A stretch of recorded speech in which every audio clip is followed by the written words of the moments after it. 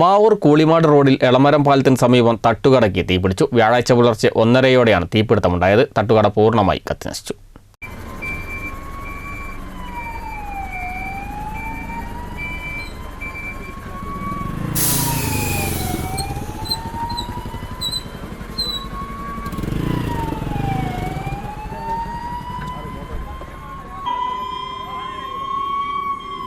മാവൂർ കൂളിമാട് റോഡിൽ എളമരം പാലത്തിന് സമീപമാണ് തട്ടുകടയ്ക്ക് തീപിടിച്ചത്.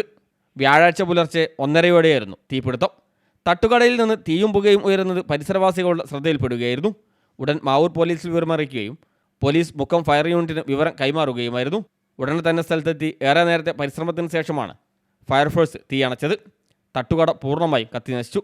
കടയിലുണ്ടായിരുന്ന ഫർണിച്ചറുകളും അടുക്കളയിലുണ്ടായിരുന്ന ഉപകരണങ്ങളുമെല്ലാം നശിച്ചിട്ടുണ്ട്. എളമരം സ്വദേശി വേണുഗോപാലിൻ്റെ ഉടമസ്ഥതയിലുള്ളതാണ് തട്ടുകട. 2 ലക്ഷത്തിലധികം രൂപയുടെ നഷ്ടമുണ്ടായിട്ടുണ്ട്. News bureau, Mavoor.